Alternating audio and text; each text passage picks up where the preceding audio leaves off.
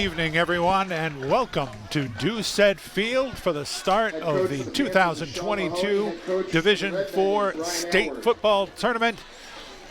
Round one between Tewksbury High and Marlborough High. I'm Bill Gilman alongside my broadcast partner, Rich Russo. And Rich, this promises to be a pretty good matchup between Tewksbury and one of Central Mass's best teams, Marlborough High School. Yeah, Bill, it's going to be a fierce competition. Both of these teams, both remember last year's first round very well, I'm sure. It's at the forefront. Tewksbury, of course, losing to Bedford in the first round last year, being upset 28-21, and Marlborough last year being eliminated in their first round as well. So this is going to be, fierce. I think both these teams are going to come out fighting and swinging, and, let's see how this gets going here. Tewksbury will receive the opening kickoff. Marlborough won the toss. They elected to defer. So Tewksbury will be getting the ball first, and these two teams actually a mirror image of each other. Both of them do most of their damage on the ground. Both of them have two star running backs who kind of split the chore in the backfield and don't pass. Neither team passes an awful lot. Marlborough, in fact, the last 4 games of the regular season passed only 9 times combined. So I think this will be a war in the trenches, and we are underway. The opening kickoff going deep and sailing into the end zone over the head of Alex Arbogast. So this will be a touchback, and Tewksbury will be starting from their own 25-yard line. Yeah, Bill, Marlborough finished their season, 6-2, ranked 76 in the state. And, of course, Tewksbury, we know, with their loss last week to Andover, finished up their season 5-3, again, holding their ranking of 35th in the state. Again, great Division IV matchup here, I think, that we're about to see. And as for the Division IV seedings, Tewksbury, the home team tonight, seeded number 7, Marlborough number 10. All right, we're set to get underway. And just like that, first play from scrimmage, just as we said, it was going to be a lot of running. We start with a pass play. That's a pass over to Hunter Johnson out on the flank, and a gain of about 4 or 5 yards on first down. Yeah, a little screen pass there from Ciancio. I like that. Again, it's sort of making the Panthers sort of, think some things, and, you never know what you're going to get from Coach Aylward. And I think Coach Aylward will continue to show that here as this game, proceeds. Tewksbury definitely offers a wide variety of offensive looks. Ciancio now under center calling signals, and that play is going to be blown dead, and it's going to be an early timeout. There's going to be a timeout by Coach Aylward just after the first play, so something he didn't like from the looks of things. Yep. So it gives us a chance to talk a little bit more about this matchup. You mentioned Marlborough coming in at 6-2. Really, they were 2 plays from potentially being undefeated this year. They lost by 6 points to unbeaten Grafton, and they lost by 2 points in overtime to a Neshoba team that is playing in the postseason as well. So they're 6-2. They're seeded 10, but this is going to be no walk in the park for Tewksbury. I don't disagree, Bill. In fact, I think, Marlborough, in their 6 games that they won, they played teams that are not in the playoffs. Only facing Grafton and Neshoba, both who are in the playoffs.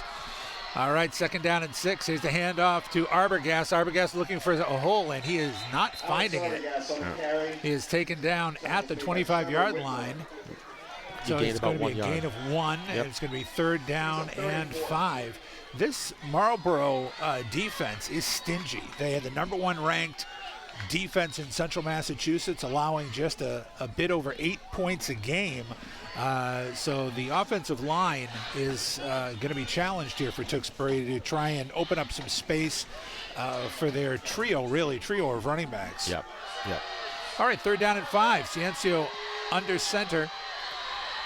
Here's a handoff to, looks like, Hurdle got the handoff, and he was buried in the backfield for a loss. Yeah, it looks like by number 75, Jeremy Santiago. So Santiago with the hit, and they're going to give him back to the line of scrimmage, so no gain. And 4th down and 5, so right off the bat, a 3-and-out for Tewksbury. And Michael Sullivan back to punt. And it looks like it would be Brandon Alfaro, senior from Panthers, receiving. The snap is good.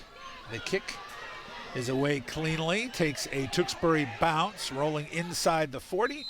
And downed by Cam Kearney at about the 38-yard line, and that is where Marlborough will start their first offensive possession. So I think this is where Coach Aylward, he was talking earlier this week, saying this is where the defense is going to come and muscle up now. So, you have a team with Marlborough that is, they like to do a lot of dive plays. They're, from an offense standpoint. So it'll be interesting to see how the defense responds to this.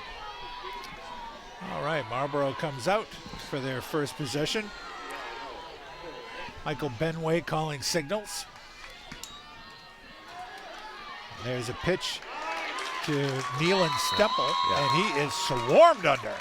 Yeah, Manny Mangata, number 44 there, and then helped out by Sean Hurdle and a couple others.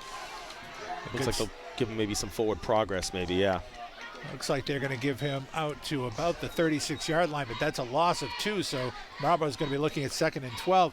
Stemple, one of those 2 workhorse backs for Marlborough, rushed for close to 600 yards during the regular season, averaging 6.4 yards a carry and 8 touchdowns. 2nd down and 12, Benway under center calling signals again to Stemple, and again, oh no, I'm sorry, that was Miguel Borges, the other of their 2 backs, and he had just as little success as his partner. And Miguel Borges, I mean, he's one of their star running backs for sure for the Panthers. I mean, he averages over 100 yards a game. So obviously the defense is aware, and they're going to work to contain him. 15 rushing touchdowns for Borges this year. So 3rd and long, and this is not where Marlborough likes to be. This is not their comfort zone. Benway back to pass. He's looking downfield, and it is complete. Yeah. It was almost intercepted by Michael Sullivan, and instead came down into the hands of Trevor Whitmore for a first down for Marlborough inside Tewksbury territory at the 49. Yep. Yeah, so Marlborough's first possession, they're able to, advance here and now into Tewksbury territory. All right, a new set of downs for Marlborough. Benway calling signals. Handoff up the middle. Short gain. That's Borges. Yeah, it looks like he's brought down by number 71, Luke Shaw, the junior. Carried by Miguel Borges. Tackled by Luke Shaw. Looks like a gain of 2, Bill, here, so it'll be 2nd and 8. 2nd down, 8 yards to go. I was just checking, that was Whitmore's only his 4th reception this year. So to say, Marlborough does not pass the ball an awful lot, but successful on their first one for the first down. So 2nd down and 8. Coming in motion. There's a handoff. That's to Stemple. Yeah. And he picks up about 3 or 4 yards before Manny Magato took him down. Yep. And Manny Mangata has been so great on defense. I mean, they're able to just really contain, the Panthers trying to run up the middle. And, you're not going to get very far when you're doing this with this Redmond defense. Manny Magato lined up at defensive tackle inside as they're looking to beef up the middle of the defense there. Sometimes you'll see him out on the end, but in this case, in the middle. So 3rd down and about 6 for Marlborough. Benway on the sweep. And it's going to be a first down, and that is Brandon Alfaro, one of the senior captains for Marlborough. Able to break a few tackles left there. end. Yeah. Brandon Alfaro in the carry. First down, Marlborough. It looked like they might have him stopped a few yards short, but he managed to break a tackle and sneak down to the 35-yard line. So, again, 1st and 10 for the Marlborough Panthers, and they're on the move. 6:46 to go here in the first quarter. No score. Tewksbury High and Marlborough High, first round of the Division IV state tournament. Michael Benway calling signals. There's the handoff up the middle, and that is Miguel Borges. And no room at the end for him. Yeah, and again, we're just talking about those runs up the middle. You're not going to get very far, and right now, to date, the Panthers have not been able to penetrate that. So, where they're making it is, the passes on the sides, the screens, the the sweeps up the end. So let's see if they can capitalize potentially on that. Borges and Stemple in the backfield. Benway calling signals. The handoff, big hole up the middle. That's Stemple, and he's going to have enough for a first down inside the 25-yard line. So that's really the first time that they were able to open up a hole between the tackles, and it was good for a big gain down inside the 20, down to the 19. Yeah, the Panthers are tough. I mean, they block hard, they're physical, and this is where the defense just needs to muscle up. They're in the red zone here, and they're obviously threatening. So let's see if the Redmen can stop them. Marlborough doesn't do a lot of trickery. You know what they're going to do. They just come at you and look to play smash mouth football. Benway has a little trouble with the snap. There's the handoff, and no gain. And again, Manny Magada, that was Stemple on the carry, and he was stuffed for no gain. Well, they're going to give him, generously, they're going to give him a yard down to the 18. Tewksbury has been pretty tough in the red zone. They've been good against the run this year. What's really given them difficulty has been teams that like to pass. Yep. Their pass defense has been a problem, but you're not going to find that too much with Marlborough. All right, 2nd down and 9 from the 18. The handoff is to Borges. He's breaking tackles, and now gang tackling by Tewksbury. Borges on the carry, Luke Shaw first on the tackle. Looks like they're going to get him inside the 15-yard line down to about the 12. So it's going to be 3rd and, I'll call it 3. Yep. From about the 12-yard line. Big play coming up here from Marlborough. On every 3rd down they've had, they've been able to convert successfully. So let's see what they try here. Double wideouts to the left. Benway calling signals under center. Looks like they may be changing plays. Stemple and Borges in the split backfield. It's Borges up the middle, leaning forward. Looks like he may be a little short. Borges on the So we're going to have a 4th down. First 4th down of the game here. 3:52 to go. 4th and 1. Big play. 4th and 1 at the 10-yard line.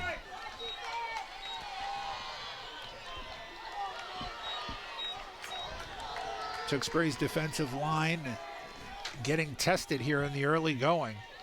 Nothing fancy from Marlborough, just coming straight ahead at him.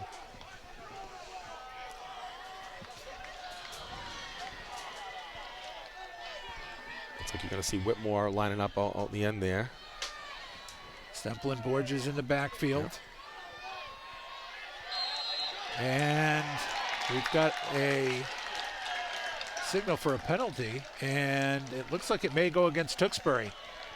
Yep. And it is. Yep. It's going to be an offside, and that is the first mistake of the game, and it's going to be costly as it gives Marlborough a 1st down, 1st and goal to go at the 5-yard line.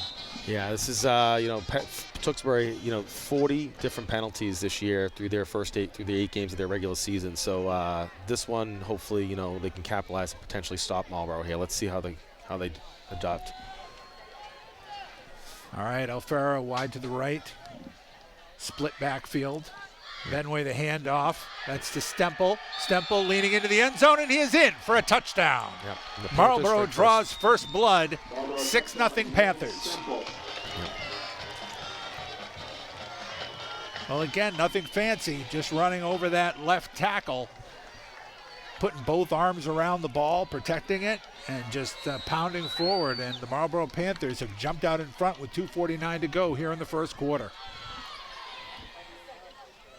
And the try for extra point.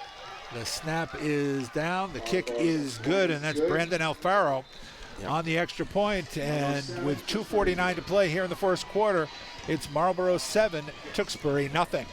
Yeah, and so this is where, the Coach Aylward's got to look at the defense and really sort of, get the heart out of this defense, because at the end of the day, last week, you had the opposite, right? In the 1st quarter, where you had Tewksbury coming out firing 14-0, and we were able to stop Andover defensively.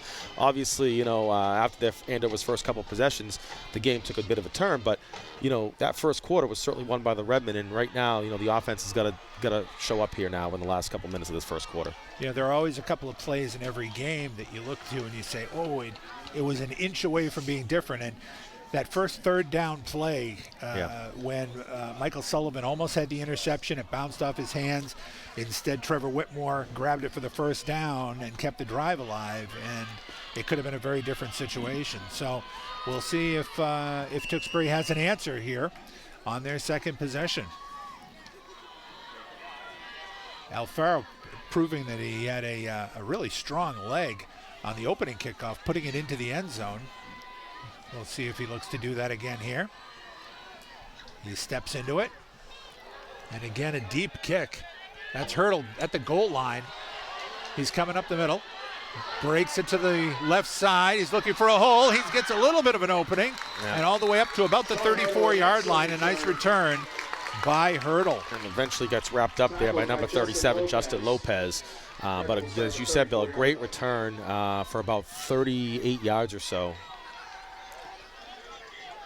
No, my bad, 33 yards, looks like, yep. So 1st and 10 for Tewksbury. They start their second possession at the 34-yard line. They were 3 and out on their first possession. We'll see if they have some more success here. Vince Ciancio brings them out, calling signals, split backfield.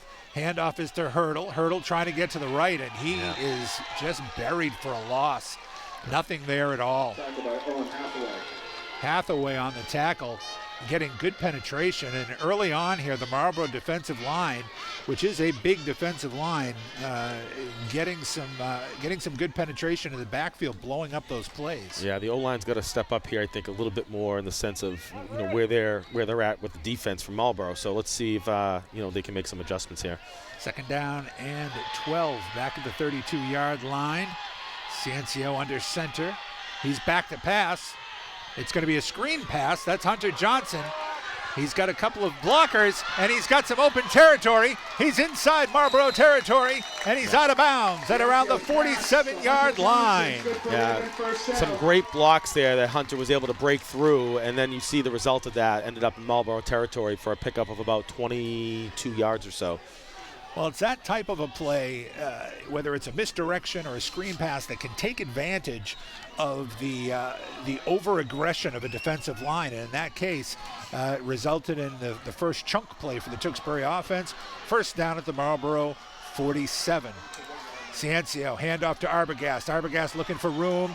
He breaks one tackle, and now he's looking for blockers on the left side. Yeah. And he turns nothing into something. He turns a loss into a gain of about 4 yards. So a nice individual effort by Alex Arbogast. And Arbogast, he's just been so, quick on, with his rushing. He averages over 9 yards a carry. He's got over 700 yards this season, 735 to be exact, 12 touchdowns. Arbogast has just been a bright light for the Redmond offense. But again, that defensive right end on that side, getting good penetration, definitely a cause for concern. All right, Arbogast getting a handoff again to the right. This time he has some excellent blocking. He's got a 1st down. He's got more. He's going deep inside Marlborough territory, down inside the 20-yard line. Arbogast 24 yards. Eventually brought down by number 2, Miguel Borges. Joey Barletta leading the way. It looked like that time that Coach Airwood went right back to the exact same play they had run before, and this time the blocking was there, and a huge gain of about 22 yards down to the 19-yard line. 1st down, Tewksbury, under a minute to go here in the first quarter. Yeah, so the first trip to the red zone here for the Redmen in the first quarter here. So let's see what they come up with. Michael Sullivan split wide to the left, I formation in the background, and we have an illegal procedure. False start on Tewksbury. Yeah, looks like Paxton Green jumped there. And penalty for Redmond, 1st and 15. So that's going to set them back 5 yards. 1st and 15 at the 24. Ciancio back getting a play from Coach Aylward. So those are the mistakes you don't want to see. Yeah. It's maybe not as costly on 1st down as it might be on 3rd down, but when yards are hard to come by, Well, not only that, Bill, when you have a big play like you just came off with the Hunter Johnson screen pass, and then you get the penalty the next play, it's, it can ruin that momentum. There's the pitch. That's Johnson from the I formation, looking for a little bit of room. Gets just about back inside, about to the 22. So we're going to give him 2 yards, and that's going to be the final play of the first quarter here. So the teams will change sides of the field. After one quarter, Marlborough 7, Tewksbury nothing here in the opening round of the Division IV State Championship Tournament. Rich, your impression so far of the visiting Marlborough Panthers? Well, listen, they came to play, and not that the Redmen didn't. I mean, the Redmen are definitely here to play as well, but, the first quarter definitely, goes to Marlborough, not in terms of just the score, but also in terms of ball possession. I mean, they owned that quarter, carrying, the ball about 7 to 8 minutes of that quarter. And again, the Redmen now threatening, of course. So let's see how they capitalize potentially. But 2 penalties right now so far for the Redmen, both on defense and one on offense. And let's hope that this one does not set them back. I'm very impressed with the offensive and defensive lines of Marlborough. They've been doing a good job up front, opening some holes, but also the defensive line getting some excellent penetration against a pretty good Tewksbury offensive line. In particular, Jeremy Santiago, the junior defensive end, has been really making life miserable for the Tewksbury backs so far. Yeah. All right, so the second quarter just about to get underway. Tewksbury facing a second down and about 13. Ciencio back to pass. He looks downfield. He's got Sullivan open, but he overthrew him near the sidelines. Yep. Sullivan had a step or two on the defensive backs, but Ciencio just missed, and the Redmen will be looking at third down and about 13. Yeah, and Sullivan was able to read the coverage there. I mean, he if that throw had just been a little more in, Sullivan, potentially would have made that catch, and there was no way Marlborough was going to catch up with it. I suspect that may be a play that Coach Oward tucks away in the back of his mind, and I think we'll probably see them come back to that later in the game. I agree, Bill. So let's see what they do now, 3rd and 13. One would think it's 4-down territory here, so they may be looking to get just part of this back. Ciencio back to pass. He's looking now the opposite way. Again, he's looking, and it's caught for a touchdown. Michael Sullivan going up high and coming down with it. And what a pass from Vince Ciencio, throwing back across his body and finding Sullivan just at the goal line, and then Michael Sullivan falling back into the end zone. And they are 1 point away from tying this game up on the opening possession of the second quarter. And, Jackson Fudo here, 15 for 15 of his last extra point attempts, 29 for 32 on the season. So let's see if he can continue his streak here. The snap is down, the kick is up, and the kick is good. So we will start all over again here with 11:48 to go in the second quarter. Marlborough and Tewksbury tied 7-7. It looks like we have got a ball game brewing. Yeah, and Bill, 66 yards they went on that drive for about 3 minutes of the clock they ate up there. It was about 9 plays on that drive. So, again, good sort of awareness with the Redmen offense there. They were able to push through, break down the defense on the Panthers side, and again, those penalties were not, penalties that really were costly for the Redmen offense there. So that's great. And here we go. Now it'll be Marlborough ball, and looks like Mason Veets setting up to kick. And I'll tell you, it's quite a statement, and not necessarily surprising, but the confidence that Brian Aylward is showing in his sophomore quarterback, Vince Ciencio, with trouble running the ball. Marlborough putting about 8 or 9 guys up in the box and saying, okay, you're going to stop the run, we're going to go to the air. And they come away with a touchdown pass. Looks like it'll be number 13, Brandon Alfaro, setting up to receive. And it's a squib kick, scooped up by one of the up men. Nice set of hands, and that was number 29, Javier Huertas, a sophomore, fielding that ball. And Marlborough will have good field position starting off at about their 41-yard line. To your point, Bill, good hands on the Panthers player there. I mean, I would have thought he was going to fall on that ball at that point, but he decided to pick it up and start making some progress, and, of course, very quickly with a Redmond. Special teams. It looks like we have a little bit of a wardrobe malfunction on the Panthers trying to trying to get some of the yarn or something on their jersey, or I don't know, mixed up there. All right. Marlborough set 1st and 10. Michael Benway calling signals. Handoffs up the middle. Big gain up the middle before they can haul him down. That was Miguel Borges. 9 yards on the play, second one. Gain of just about to midfield, so 2nd and 1. Yeah, just shy of Redmond territory here. So again, the Panthers, their offense is, coming out and they mean business tonight.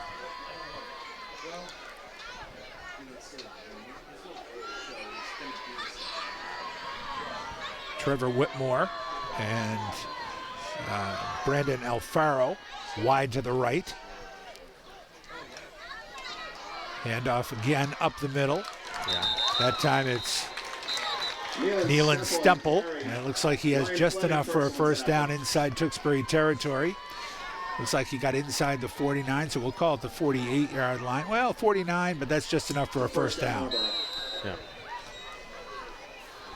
So Marlborough just keeps pounding away, and it's going to be that type of a night for Tewksbury, where they just have to be up to the task every play. Yep. Because they're just going to come and try to ram it down their throats. And again, as you said, Bill, no passing really from Marlborough here. So, I mean, that's a sweep. Yeah, Brandon Alfaro, number 13. Around to the right side. They ran that to the left side in the first quarter with some success. And, again, a first down run for Alfaro. Alfaro was the leading receiver, if you can call it that, this year for Marlborough with 10 receptions. But clearly he is dangerous once he gets the ball in their hands. Of those 10 receptions, he was averaging 25 yards a catch. So he is a dangerous weapon for this team. 1st and 10 from about the 37-yard line. Handoff up the middle. Swarming tackle. Gang tackle by Tewksbury. On the tackle. Yeah, it looks like number 2, Ryan Fleming, will get credit for that tackle. But as you said, Bill, yeah, definitely, not getting much headway up the middle with Tewksbury on their defense side. So, again, it'd be interesting to see if Marlborough is going to keep using those ends and those sides, because they seem to be having a little bit more success on their drives. So gain of about 3.5 for Borges on that play. So we're going to call this 2nd and 7 from the 34-yard line. Benway calling signals. Borges and Stemple in the backfield. This time it's Stemple leaning forward, and a big hit up front. Looks like number 58. Number 58, indeed. Yep. That was Royce Paquet on the hit. Brings up 3rd down.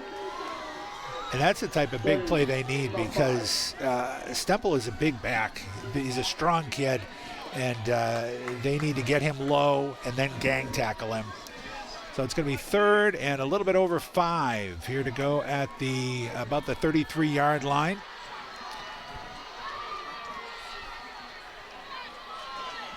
Benway calling signals. Pitch to the left, and there is nobody there. Tremendous defensive effort, and there's a late flag coming in. I am not sure what they saw. They are pointing at Tewksbury, and that may not be good at all. They're going to call a personal foul. They're going to call a face mask, and I'm not sure what they saw, because Manny Magada had a hold of his jersey, hauling him down. That is a tough break, and Coach Aylward is asking what they saw also, but that is a tough break for Tewksbury, because they had the stop, and it is going all the way down to the 21-yard line. Marlborough will have a first down, and Coach Brian Aylward not a happy camper. Yeah, again, Bill, we've been talking about the penalties, and I mean, this one here definitely is going to end up costing the Redmen for sure, 15 yards. There's a handoff up the middle. It's a big hole, and that is Borges. He's going to go the distance for the touchdown, and just like that, the face mask penalty leads to a touchdown, and Marlborough has retaken the lead on a 21-yard touchdown pass. 21-yard touchdown run by Miguel Borges. Yeah, 3 minutes, to get 60 yards in 5 plays, Bill. I mean, so just an impressive showing here from the Panthers offense. And a bad snap. And Tewksbury intercepts the pass by the holder. So it's going to be no good on the extra point. Scores Marlborough 13. And that is big. That is big. For 1 point in a game like this could be enormous. So it seemed like the snap was good, but the hold kind of got bobbled. And if it's like any other high school football team, the call there is fire. And they went to try to pull out a pass play, but it was intercepted and almost returned. Almost returned the other way. So, but the extra point, no good. And so with 8:44 to go here in the second quarter, Marlborough will have to settle for a 13-7 lead here. So again, one play on that drive, just as it was on the first drive. It looked like they had them stopped on third down. Second drive, this drive looked like they had them stopped on third down. And instead the penalty gave Marlborough new life, and immediately they took advantage of it. Borges with a huge hole up the middle. Untouched, 21 yards for the touchdown.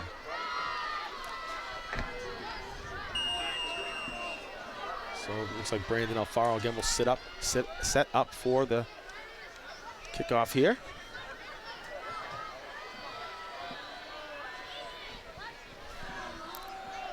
Again, Arbogast and Hurdle back deep. Alfaro steps into it. And Hurdle has got it at the goal line. He comes up the middle. He's going to cut to the right. Then he is taken down inside the 20-yard line. And frankly, from here, that looked like that could have been a face mask, but no penalty flags on the play. Yeah, brought down hard there, too, by a sophomore, number 62, Pedro Ramos. All right, so it's going to be at the 18-yard line. They're going to mark it. And so some tough field position here with 8:36 to go in the second quarter. Tewksbury down 6 points, 13-7 to visiting Marlborough. And again, it looks like Tewksbury just is going to need to, this is going to be a game that they're going to need to grind out. All right, Ciencio in the shotgun, calling signals. Hurdle in motion, flip to Hurdle. On the right side, he's looking for some room, not finding it. He comes back to the left side. Not a lot of room there either, but he does break a tackle.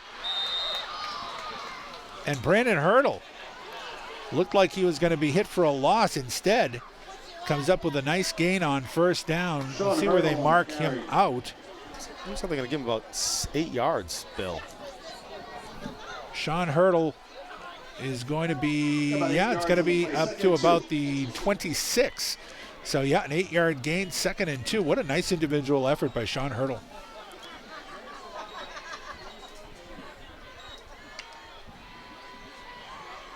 Now, 2nd and 2, you've got some options here. Kenny Wynn lined up wide to the right. Handoff to Alex Arbogast going left. He's got some blocking. He's got a first down. He's got more. Yep. Out to about the 38-yard line. Great blocking there from Luke Shaw to sort of pave the way for the hold there for Alex Arbogast. 7 yards on the play, 1st and 10. Tewksbury starting to do a little better job, just a little bit quicker getting to their blocks and doing a little bit better job against that Marlborough front line. You know, Bill, I went back. I could not find a time where these two teams have played at the high school level. Really? Ever. So first time ever. Meeting between these two schools. Vinciencio with the pitch. Does Arbogast again. Yep. Gain of about 3 out to the 3 yards on play. Second and 36-yard line. Really 2nd and 7. And it definitely looks like Tewksbury has decided that the outside lanes may have a little bit more availability than between the tackles. Yep. That is a very large Marlborough defensive line. Yeah, They've got some big boys there. All right, 2nd down and 7. Ciencio in the shotgun, spread formation. Arbogast in motion.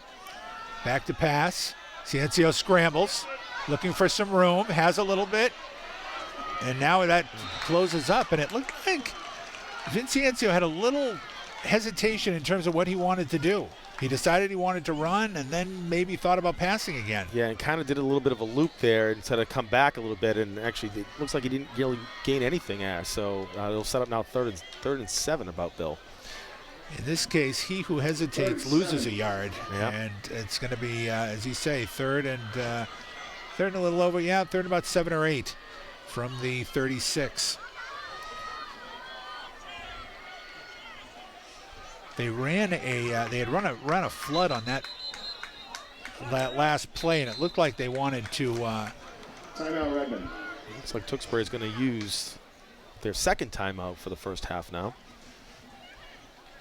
So a brief stop in the action with 6:17 to go here in the first half. Marlborough holding a 13-7 lead, and a big play upcoming with the 3rd and a long 7. Tewksbury looking to keep this drive going. Again, as we said, the two teams kind of mirror images of each other in terms of style. They both prefer to run the ball, to pass it. And actually very similar communities, very blue-collar communities, very traditional communities, rich histories in both of these towns. And it is amazing the first time they've ever played. Yeah, it's also too. You still talk a lot about similarities. I mean, I think there's a lot of similarities in the coaching as well. Mm-hmm. Coach Sean Mahoney for the Panthers has been with the Panthers since 2004. He's a Marlborough high school teacher. He went 7-4 with this team last year. Has chalked up 124 wins in his 18 years. A lot of rich history in the Marlborough football program. All right. Ciencio in the shotgun, calling signals. He's looking downfield. He's looking for Arbogast. Arbogast is covered.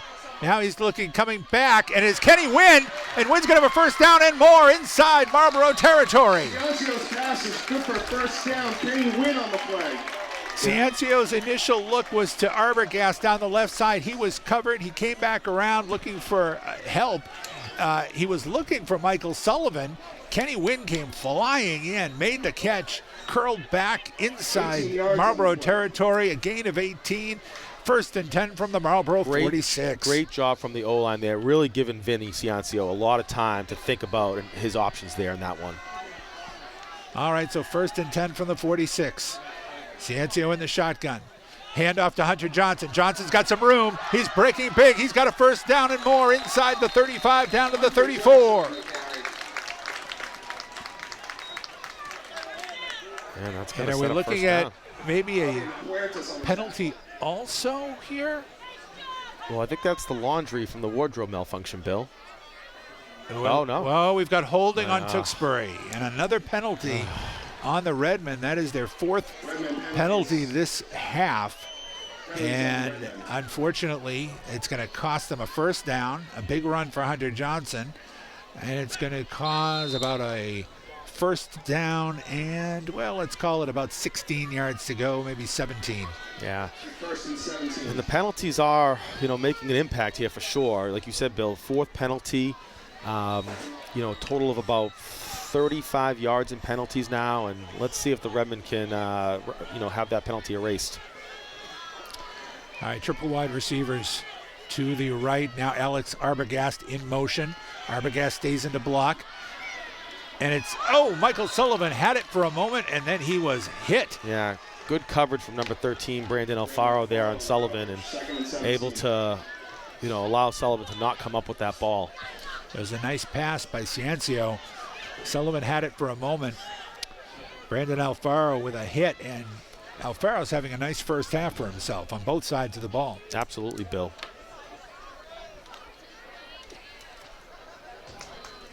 And I guess if we have to include his kickoffs. He has had an impact in all three aspects of the game. I mean, every time he's able to kick that ball right to the goal line for Sean Hurdle to try and run it back 30 yards. Yeah. All right, so it's going to be 2nd down and 17 from the 47. Ciancio back to pass. He's under pressure. Scrambling, looking for an open man, looking for some help. And it is incomplete, and we may see a flag here. I'm going to see, because he threw it in the direction of one of his offensive linemen. Yeah. And he may get, and there we go. There's the flag for intentional grounding. Yep. So there's the 5th penalty. And this is going to be a loss of down plus the yardage from where he threw the ball. So it is going to be 3rd down and the proverbial Uber ride for the Redmen.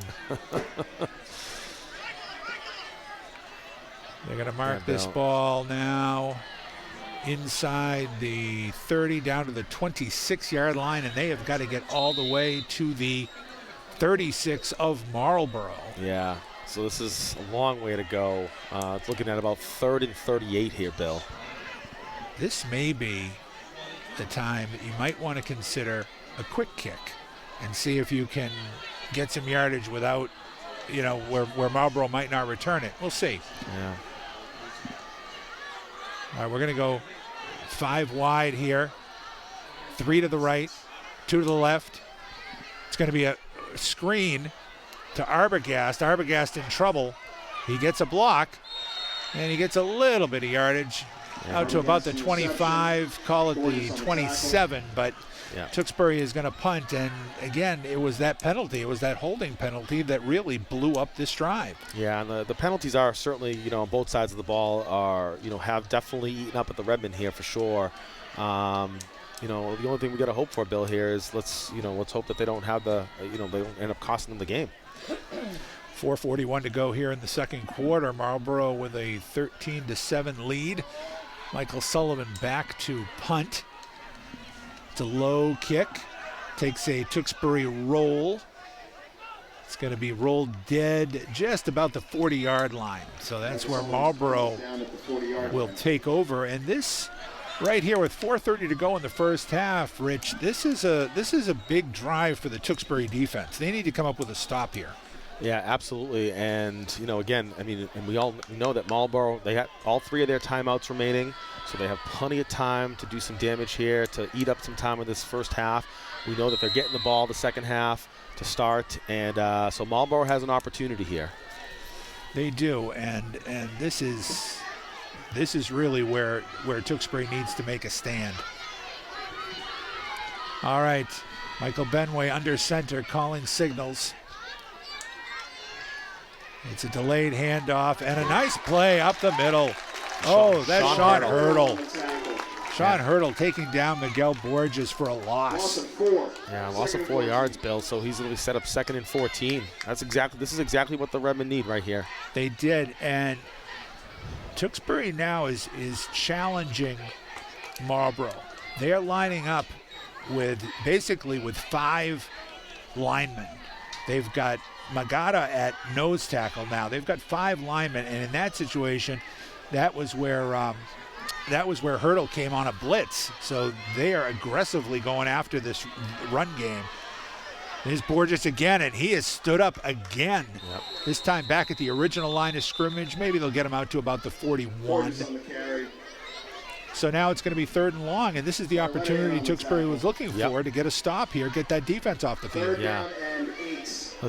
Tewksbury, the defense has got to stay off the penalty here. They got to put a stop, potentially even for a loss, and force Marlborough to punt. 3rd down and 8. Benway brings them out. He's got Trevor Whitmore wide to the left. There's a sweep again. And a huge Great hit from Luke Shaw. Luke Shaw. Shaw on the tackle. Oh, my. I don't think Alfaro saw that coming at He all. did not see that coming, and 4th down and 5. Shaw drove him back 2 or 3 yards, and now 4th and 5 for the Marlborough Panthers, and we'll see what they're going to do here with 2:46 to go. One would think they're going to punt here as opposed to potentially giving Tewksbury the ball on the plus side of the field. On the other hand, maybe not. Although what it looks like is they're going to allow the clock to wind down as far as they can, and they're going to call a timeout just before the play clock expires. I would think that would be the wise choice here, Bill, if I'm the Marlborough coaches. And there it is. There it is. Yep. So they have allowed the clock to go down to 2:17, and Tewksbury should be getting the ball back here with about 2 minutes to go. Only one timeout left on their side. They've used 2 so far, but certainly enough time to maybe get some more points on the board here before halftime. But that was a huge defensive stand. Absolutely, Bill. And I think, that's exactly what, Coach Edward was talking about earlier this week with his defense. We've given up 13 points here to Marlborough, but this is where the defense needs to kick it into high gear and hopefully come up with a big stop here to at least give the Redmen another opportunity before the first half expires. Luke Shaw turning in the hit of the game so far on Brandon Alfaro. That's the 3rd time they went to that sweep, basically wide receiver sweep, with bringing him over in motion, and it resulted in 2 big gains the first couple of times, but that time only a gain of about 4, and like I say, Shaw just drove him back. Yeah. Luke Shaw having a nice year for the Redmen, one of the unsung players on this team. All right, so 4th and 5, and Marlborough is lined up to punt. Michael Sullivan set up around the 24-yard line. Snap is good. Kick away cleanly. Sullivan's going to scoop it up at about his 15-yard line. Brings it up to about the 30. A nice return, and that's where Tewksbury will take over with 2:06 to go in the first half. Trailing 13-7. They'll get a first down about their 30. Yes, so now the Redmen have 1 timeout left. They got to manage the clock here. They got about 70 yards to go to at least have an opportunity to tie the game, if not take the lead potentially before the first half expires here. So this is a big possession here for the Redmen. This is where the offensive line needs to give Vince Ciancio some time to work, because this is going to have to be in his hands with just the 1 timeout. They're going to have to air this out. It might be some short passes, some screen passes, but it's going to have to be through the air. All right, Ciancio lined up in the pistol. Back to pass. And incomplete, or no, it's going to be complete. Michael Sullivan with a nice catch. Gain of 5 yards. Give him 6 out to about the, or give him 5 out to about the 36-yard line. 2nd and 5. Michael Sullivan has such good hands. Good hands, great athlete, great leader, both academically, athletically, just your all-around student athlete. Hurdle next to Ciancio. Ciancio's got a man. He's got Kenny Wynn. Yep. Wynn is up. That's going to be a first down, so the clock will stop momentarily. It's going to be up to about the 48. Yeah, brought down by number 2, Miguel Borges there. So that's going to continue to wind this clock down, though. Clock is now winding as they set the chains. Got to see if they can use this field a little bit more widely here and get these passes over to the corners here. Let's see what they do. 1:15 to go. 3 wide receivers to the right. Ciancio, quick pass to Arbogast. Arbogast short gain out to about the 49, and this may be where Coach Aylward uses that timeout, but no, he's going to send out another play. The clock winding down. 1 minute, under a minute to go here in the first half. Gain of only a yard. 2nd down and 9. Tewksbury trying to work quickly. Hurdle in the backfield, along with Ciancio. Ciancio looking downfield, and just out of the hands, out of the reach of Kenny Wynn. Yep. Would have had enough for a first down, but the clock does stop. 3rd and 9 from the 49. Third down and Again, 9. big third down play here for the Redmen. Let's see how they adapt here with Ciancio. Again, he's had opportunities where he's had room and time to make some of these passes. So let's see if that can continue here with the O-line stepping up again. If they can give him a little bit of time, one of the plays that they like to run is Alex Arbogast on a wheel route. Yep. Where he comes out of the backfield. Now he's lined up in the backfield right now with next to Ciancio. There's the handoff. Yep. And it's going to be Michael Sullivan. And it's intercepted. They tried to run the trick play, Sullivan. And now it's fumbled. And Tewksbury has the ball back. Wow, Bill. So intercepted by number 11, Jack Desatel, and then fumbled and picked up by Blake Ryder.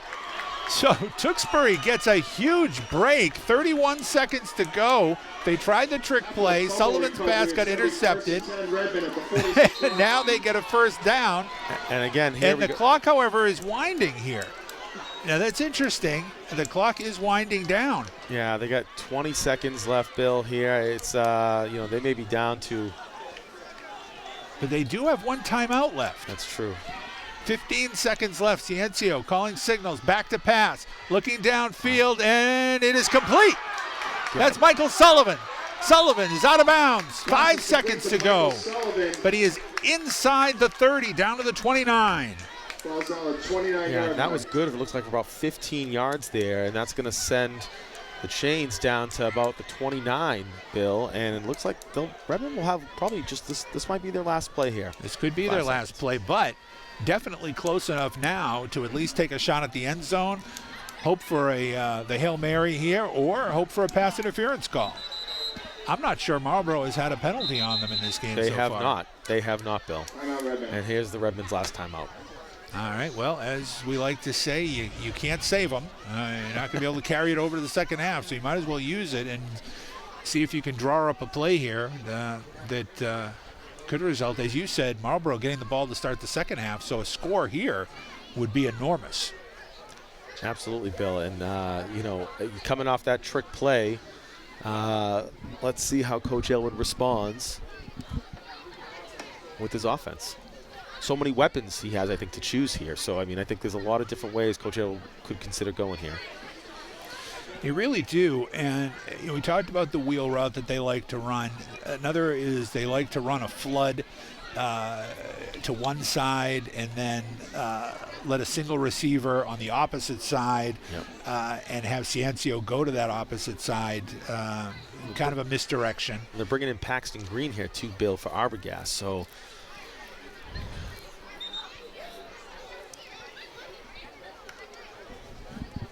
they bring in Green. That's generally indicative of the fact that they're looking to get a little extra pass protection there. Yeah, for sure. On the line. So Michael Sullivan's going to be coming out wide, along with Wynn wide to the right. Hunter Johnson also wide right. Hurdle with Ciancio in the backfield.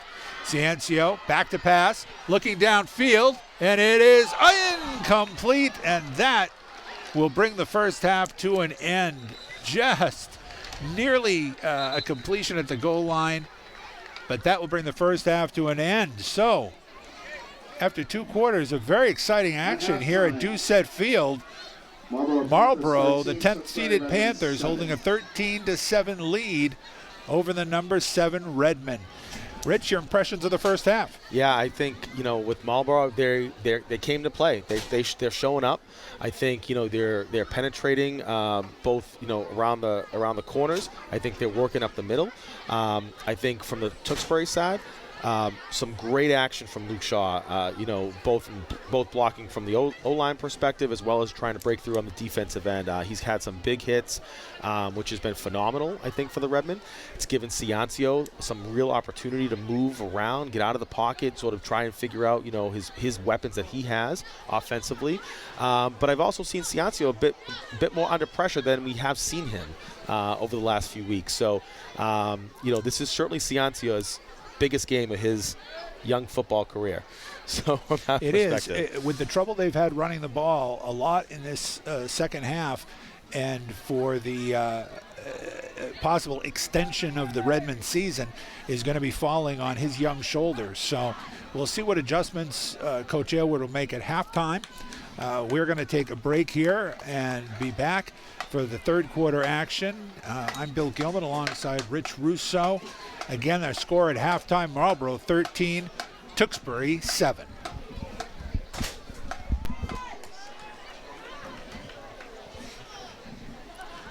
And welcome back to Doucette Field for the second half of this evening's Division 4 state playoff game, Tewksbury and Marlborough. I'm Bill Gilman alongside Rich Russo. Marlborough with a 13-7 lead as we get ready for second half action. And Rich, what do you think is going to be the key for Tewksbury as they look to come back in this game? Well, their fourth quarter has been their highest scoring quarter all season long. They love fourth quarter drives, and so again, we got a whole other quarter to get before we get there. But I think here the Redmond has got to continue to penetrate in terms of field position, ball position. Got to work the corners a bit more, and continue to give Vinny Ciancio an opportunity to make pass attempts, which the Redmond have done a lot tonight. All right, we were just talking a moment ago. The winner of tonight's game will be moving on, and they'll be taking on number 2 Grafton, who is on their way late in the fourth quarter, leading Falmouth in their first round game 24-0. So it looks like the Gators will be moving on. But for Tewksbury to extend their season, they're going to have to come from behind. Mason Viets getting set for the second half kickoff. Steps into it.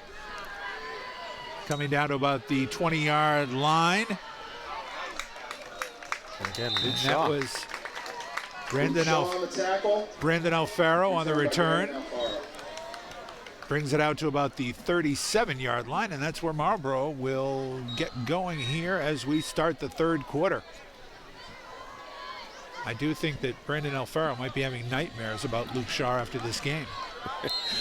Yeah, Luke Shaw is having a game for sure. He is both sides of the ball for that matter. And now special teams here, of course. Tewksbury coming up. They have got 7 men in the box right now up in the line of scrimmage. And still, Marlborough able to get a push. Gain of about 5, and that is number 4. Now that's Miguel Borges. We were told that he changed his jersey. He had been wearing number 2, and now he will be wearing number 4. So as Bill, he was the one having the wardrobe malfunction. had a bit of a wardrobe malfunction, and so it's bringing flashbacks to the Super Bowl back in 2004, Bill. That's right. All right, so second down and 6 for the Panthers. Benway calling signals. Hand off to Stemple. Not much room there. Nope. Does look like he picks up a couple yards, though. They're going to mark him down. Mark him down about the 43-yard line. So we're going to have a 3rd and 4. And so right away, a big play here for the Tewksbury defense. Yeah, this is where the defense has to muscle up. And this is what Coach Aylward keeps talking about. And so right now, this is a real opportunity here to force the Panthers to go 3 and out, force them to punt, and continue our drives offensively. All right, Benway under center. Borges and Stemple in the backfield. Handoff is to Stemple. Oh, no, it's a fake Borges. And a pitch to Borges, and he's got the corner. He's got a first down inside Tewksbury territory. So a nice fake on the handoff to Stemple, and kind of an option play for Marlborough. That's a new look for them in this game. Panthers inside Tewksbury territory, marked at the 47-yard line, 1st and 10. And as this game continues through the second half, this is where Marlborough starts driving the clock down. This is where Tewksbury will start to get emotional, and we don't want to see them making any more penalties here on either side of the ball. Benway, the handoff to Stemple. Paxton Green in there. Stemple gang tackle. Paxton He Green is on the tackle. Second down. Wasn't able to penetrate that time, Bill. Now, Nealon Stemple is a big, strong kid. He is built. He is just built broad, and it takes a lot to get him down. So we're going to give Stemple a gain of a yard on the play. Second down and 9 from the 46. Blitz coming from Tewksbury. And that was Borges over the right side. Gain of about 3. Yeah, even with the blitz, still, you know, Borges able to come away with a few yards there.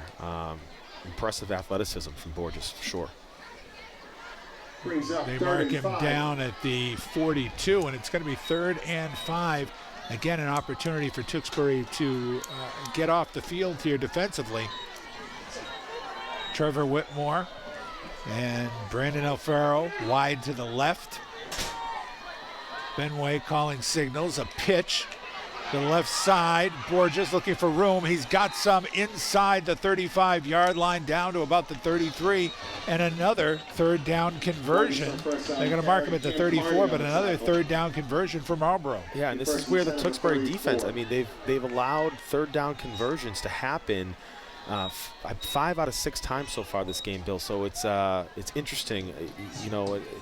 They just, for some reason, can't seem to find their mark and their rhythm on that 3rd down, and of course, it sets up Marlborough for a 1st and 10 now from the Redmond 34. Benway calling signal, split backfield. 2 wide receivers to the right. Handoff is to Borges. He drives the pile forward down to about the 30. I think the way Paxton Green came in from behind, almost from the Marlborough side of the ball, kind of drove him forward a little bit more there. 2nd down from the 30. You really can't call Borges and Stempel like Mr. Inside or Mr. Outside, because they both tend to run the same type of plays, but they are very different runners. Absolutely, Bill. 2nd down and 6. Alfaro in motion, but the handoff is inside to Borges. He's got an opening, and he's going to go the distance. Yeah. Borges finds the end zone again for a touchdown. 30 yards. A 30-yard touchdown run by Miguel Borges, and Marlborough extends their lead to 19-7. Yeah, Bill, 7 plays on that drive for a total of 63 yards in 4 minutes for the Panthers. And again, just making good use of their offensive weapons here with Borges and Stempel. So let's see if they can convert the extra point here now. Alfaro puts the kick up, and it is good. And as the teams come back upfield, 7:56 to go here in the 3rd quarter, and Tewksbury finds themselves in a 2-touchdown hole here, trailing 20-7. Yeah, I almost, you know, and I hate to say this, but it seems Coach Elwood seems to be getting a bit out-coached here from Coach Sean Mahoney. I'm a little surprised, honestly, in that sense. Well, they've tried some different things. They've tried to bring multiple people up to the line of scrimmage, putting 6-7 men across the line of scrimmage, coming on the blitz. And the offensive line for Marlborough has just done a really strong job. And as you said, the big key has been converting those 3rd downs. Yeah. Sure, Bill. Yep. All right. So 7:56 to play, 3rd quarter. Marlborough leading 20-7. Brandon Alfaro getting set to kick off right to left. Hurdle and Arbogast set up down close to the 5-yard line. He steps into the ball. And that's going to be Arbogast up the middle, looking for a little room, not finding too much, but he does get beyond the 20-yard line, up to about the 23. Yep, gained of about 21 yards there on the punt return. So that's where Tewksbury will get underway with their first possession in the 2nd half. And you start to think that they need to get some points on the board here. They don't want to let this game get away from them. There's still plenty of time to play. It's only a 2-possession game, but they need to stay with Marlborough, not let Marlborough run away and hide. Yep. Ciancio, handoff up the middle. That's Hurdle. Gain of about 2. Owen Hathaway on the tackle, 2nd down. Not quite 2. We'll give him 1. 2nd and 9. Yep.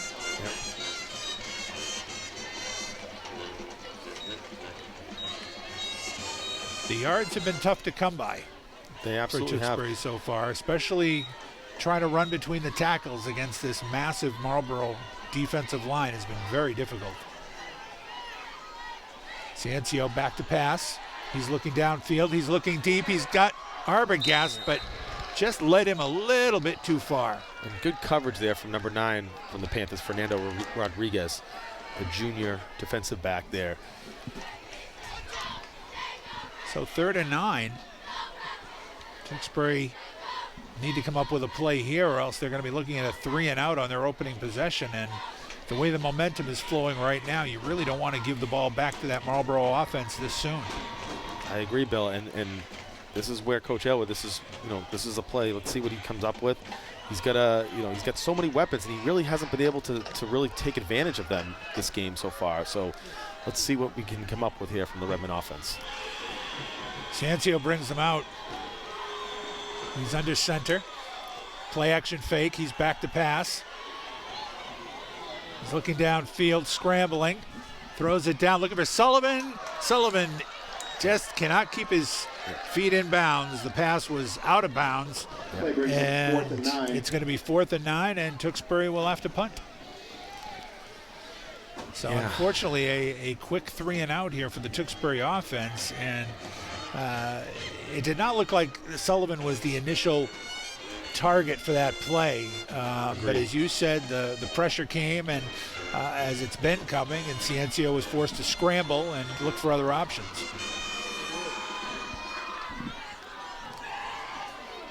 All right, so Sullivan is back to kick, and they are going to potentially be calling this back. It's taking a Tewksbury roll. Multiple flags are down. It's going to roll dead at the 44-yard line, but that's going to be a penalty for an illegal shift. They had 2 men in motion at the time of the snap. So we'll see what Marlborough wants to do here. Yep. Yeah, it looks like they had that ball rolled to the Panthers' 44-yard line. So it looks like Marlborough does not want them to re-kick. Yep. And it looks like they will just take the ball where it lay, where it kicked to. So they're going to take the ball at the 44-yard line. 1st and 10, and I know we keep saying this, but this is a big drive for the Tewksbury defense, so that Marlborough doesn't really blow this game wide open. All right, Benway brings his offense out. Calling signals under center. Handoff is to Borges. He's got a big hole again. And Sullivan brings him down, but not before a 1st down run. Borges with another carry. Yeah, Sullivan looked like he kind of lost his footing there a bit, and was almost kind of being dragged himself before he was able to finally recover and ultimately bring him down. But again, a big pickup from Marlborough here into Redmond territory now. Gain of 13 yards for Borges down to the 42-yard line. 1st and 10, Marlborough on the move once again. It's Borges and Stemple in the backfield. Benway with the handoff to Stemple.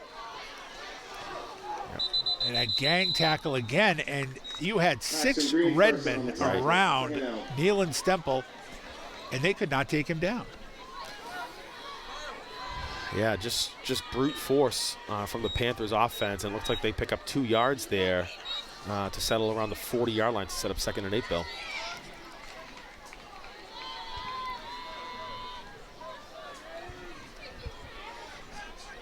Michael Benway calling signals. Handoff to Borges on the misdirection. He's looking for the edge. He does not find it that time. Nice play. Initial Great tackle there from Joey Barletta. Hurdle was able to break through very quickly there as well. for no gain on the play. Yep. And it's going to be 3rd and 8. When Hurdle has been able to get penetration on the blitz and disrupt the plays in the backfield, that's when they've had the most success against this Marlborough running attack. Well, let's see if they can do it again here. Big 3rd down here for the Redmen. Split backfield. Benway back to pass. It's a screen pass. And a nice job reading that, Michael Sullivan. Michael Sullivan. The ball on came out on on the tackle, but recovered by Marlborough. Looks like number 2, if I'm looking at it right, Bill. Yep. I believe you're correct. Number 53, it looks like. Felipe Ramos, the senior, able to recover that, and then it sets up a Panthers 4th down now, 4th and about 7. So it's only a gain of a yard, 4th and 7. I think it was Whitmore on the catch. No, 4th and 7. They tried to run a little misdirection. Marlborough will go for it here, or at least lined up to go for it. Yep. And this is where you've just got to keep your composure and not jump offside. Yeah. And they definitely were looking to get them to jump there. They're holding their ground. Benway. Yeah. And Marlborough will call a timeout. So, credit to the Tewksbury defense, particularly the defensive line, for not jumping. Absolutely. Because the difference between a 4th and 7 and a 4th and 2 is monumental. Especially, again, with the way this the score is laid out right now, and you know, especially where they got assets like Borges and Stemple, and they're able to break through for those, you know, those couple, you know, those small yard pickups, 3-4 yards, and really try to penetrate down the field. So we'll see what Marlborough is going to do here. If they're going to take the conservative approach, look to try to pin Tewksbury deep.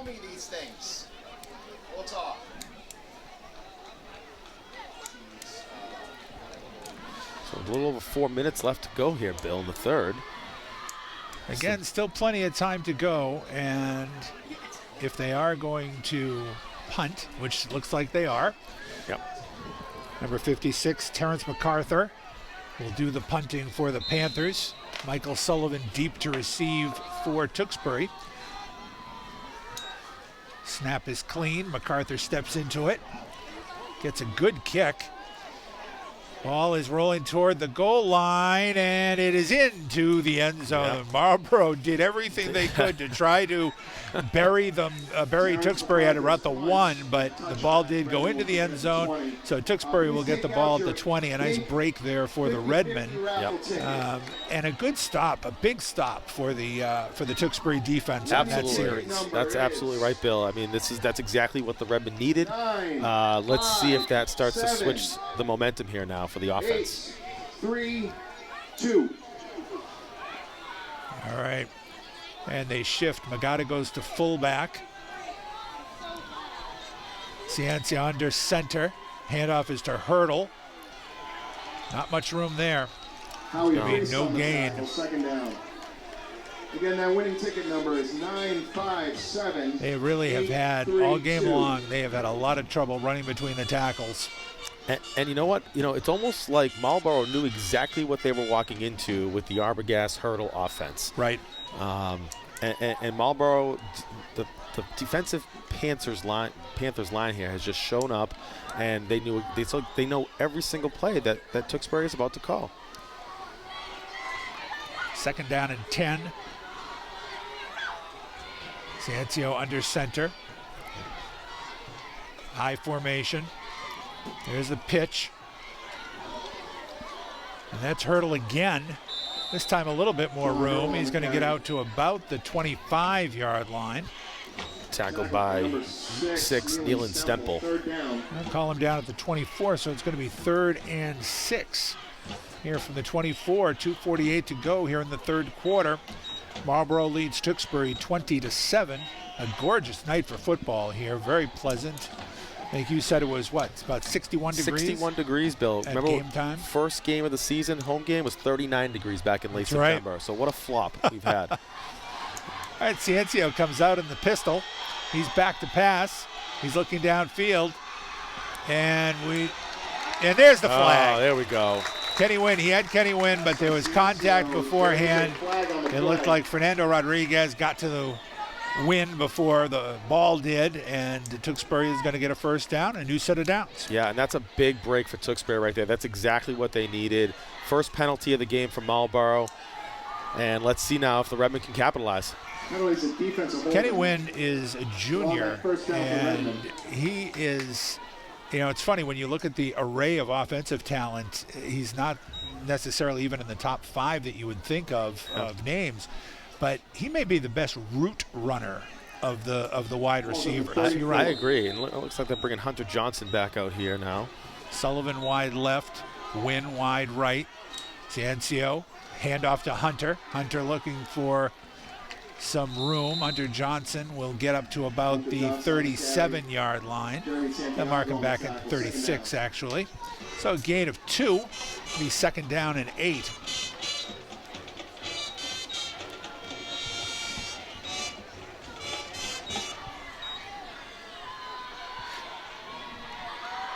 Ciencio alone in the backfield in the shotgun. Arbogast in motion, and he takes the sweep. Handoff.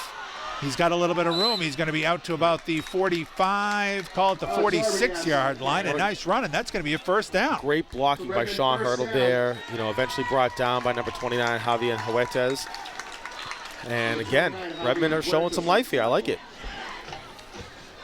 All right, 2 straight first downs. Redmond on the move. First down, their own 46-yard line. 1:44 to go here in the third quarter.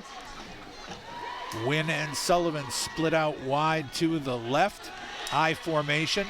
Handoff to Hunter Johnson. Johnson pounding ahead, dragging the pile into Marlborough territory, down to the 48-yard line. A nice gain of 6 yards on first down. Hunter Johnson is one of the most shiftiest players the Redmen have. You know, able to just plow right through. You know, we talk a lot about Sean Hurdle just being that blue-collar receiver, just you know, running back trying to just plow right through. Hunter Johnson just showed great self there. Second down and 4. Ciencio calling signals. Hurdle gets a handoff. He's got a first down. He's inside the 45, down to about the 43, and will move the chains. First down. So Tewksbury putting some action together. As you said, they have been a late game team, which is a credit to their conditioning, a credit to their depth. Yep. As you see the constant substitutions that Coach Aylward makes, they have tended to be the fresher team late in the game. Yep. We'll see if it pays off for them tonight. Ciencio under center. Handoff. Oh no, play action fake. And he's got a man, and it is caught. Yeah, Michael Sullivan. Michael Sullivan. Michael Sullivan. Sullivan is now injured on the sidelines. Yeah. And we hate to see that.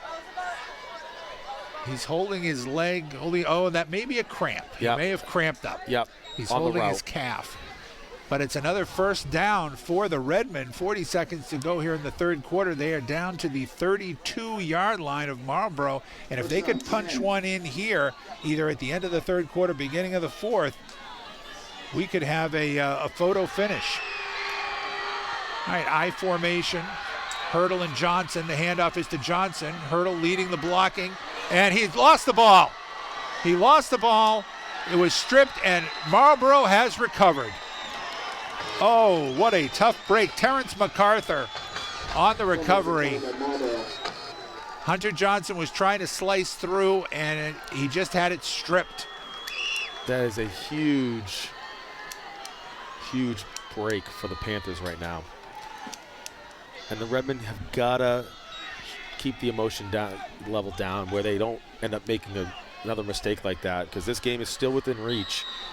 And so now the defense has got to show, because you know Marlborough is going to try and wind this clock down and run it down as much as they can. You're absolutely right. 33 seconds to go here in the third quarter, and Marlborough has the type of team to definitely grind out the clock.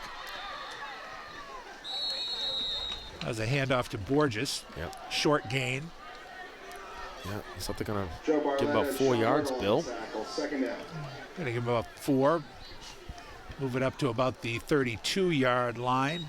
Call it second and 6, but that should be the final play here of the third quarter. And yeah. Boy, that fumble by Hunter Johnson, and it really wasn't, it was not a mistake necessarily on his part. It was an excellent defensive play. They reached in, they stripped the ball. Right.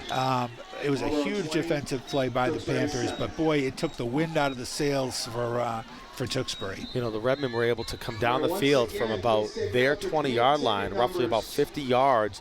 They had about 9 plays on that drive, and the result of it, unfortunately, the fumble. And right now, the Redmen has got to they have to regroup, and they got to focus and do what they do best, which is their fourth quarter. All right, so the third quarter has come to an end. The teams will change sides. 12 minutes to go, possibly 12 minutes to go in the season for the Tewksbury Redmen. They're going to need to mount a comeback here. And, you know, one thing that we have seen here is field position is such a big thing. You know, when Marlborough had that last drive, Tewksbury stopped them. But after the punt, Tewksbury's starting from their own 20. Yeah. We've seen them start inside their own 20. Yep. And when you have to string together that many plays, as you said, just to get to the 30 or so, it took 9 plays. Yeah. The more plays you run, the more likely to have a mistake. Yep. And so field position, a huge, huge issue tonight. Absolutely. And it looks like Bill Sullivan is back out there, which is he's Very such a good huge to part see. of the defense here. So let's Yep. see if the defense can come up strong here for the Redmen. All right, fourth quarter just about set to get underway. Second down and 6 yards to go for the Panthers. There's the handoff. Once again on the sweep to Alfaro. Taken out of bounds by Luke Shaw and Joey Barletta. And he is close to a first down. Third And down. they're going to mark him just shy. It's going to be third down and a yard, maybe less, at about the 37-yard line. So again, another big moment here for the Redmond defense. And as you mentioned earlier, Marlborough's running game is just geared toward these short yard situations. Yep. If you're going to try to stop them, you've really got to try to blow it up in the backfield. Split formation, Borges and Stemple. And a flag. In all likelihood, that's going to be against Marlborough, False where they start stopped penalty. it. It's going to be a false start. Yep. So that's going to cost Marlborough 5 36. yards, a rare penalty on the Panthers. Yep. It's been their second penalty so far this game. And it looks like it's going to bring them back to about 3rd and 7 or so. It does look like 3rd and 7. That's interesting. It looked like it almost might have been a 6-yard penalty. Yeah. But that's all right. So it is. It's going to be 3rd and about 6 or 7 from the 32-yard line. Panthers coming out. Tewksbury desperately in need of a stop here to try to get the ball back. Benway calling signals. Split formation in the backfield. Benway rolling out to his left, looking for a receiver, but he throws it out of bounds. Rare moment of the Panthers offense passing. It was. It looked like they were trying to maybe catch Tewksbury napping, and good coverage. Yep. And as it was, the ball was out of play anyway. So Tewksbury now should get the ball back in pretty good field position. I agree. Yeah. And Sullivan's down there to receive. It's good to see him back out there again, and be able to make an effort to run the ball back, hopefully. Terrence MacArthur, who recovered the fumble earlier, back to punt for Marlborough. He's standing at about his 18-yard line. The snap is good. The kick almost blocked. And there's going to be a flag. Oh, that is a shame. Yeah. And we're going to see what the call is, and they're going to call roughing. Oh, it's going to be a first down for Marlborough. And that was Ryan Fleming came flying in and came so close to blocking that punt. And unfortunately, after the punt got away, he caught MacArthur's foot at its apex. MacArthur went down. Fleming got called for roughing the kicker. That's going to be 15 yards and an automatic first down for Marlborough. And again, just another sort of opportunity there where the Redmen have had a chance, as you said, Bill, good field position, to receive that ball, take an offensive position here in this game during what they do best during the fourth quarter. An unfortunate turn of events there, and here you go. Marlborough is now threatened to get over midfield with the ball. With 1st and 10 from their own 47. And if nothing else, a new set of downs means a new chance to grind away on that clock. Absolutely. All right, Benway brings them out 1st and 10 at the 47-yard line. The handoff is to Stemple up the middle, and he is taken down at about midfield. In fact, right at midfield, so a gain of about 3, second down and 7. The clock winding, 11:25 to go here in the fourth quarter. Marlborough leads Tewksbury 20-7. The Tewksbury defense doing what they can to try to get the ball back to the offense here. Correct. That's exactly right, Bill. The defense has got to get off the field so that the offense has an opportunity in this game. Marlborough taking their time, milking the play clock. The handoff is to Borges. Borges over the right side. Yep. Not too much room there.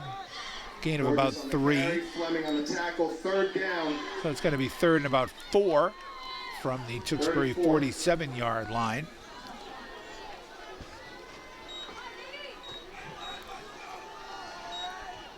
And this would seem to be the place where Tewksbury really needs to make a stand.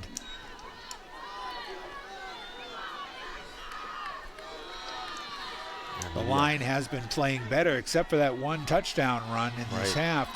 The defensive line has been doing a nice job against Stemple and Borges.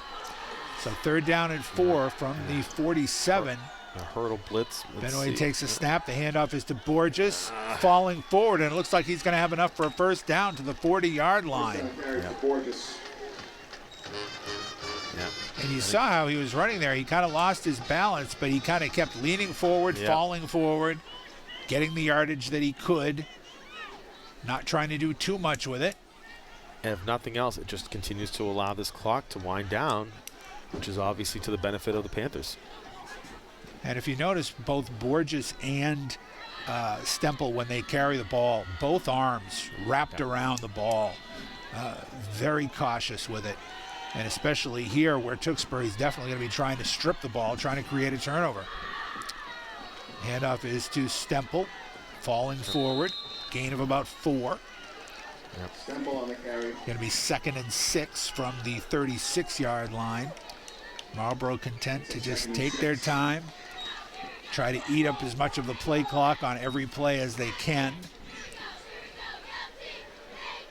Again, I brought this up earlier, Bill. I mean, this is a moment where you're sort of seeing, coaching, which is a rare form for Brian Aylward in terms of being out coached, and I think Coach Sean Mahoney is showing that here. I think. There's the handoff to Borges this time, and again falling forward. It looks like he should have enough for a first down again. They're going to mark him down at the 30-yard line, and that is indeed a first down for Marlborough. So. They are the Panthers just grinding away, ground and pound right now. Just moving it methodically down the field. And Bill, this is going to be the 9th play of the drive for the Panthers. Again, just eating time away at that clock.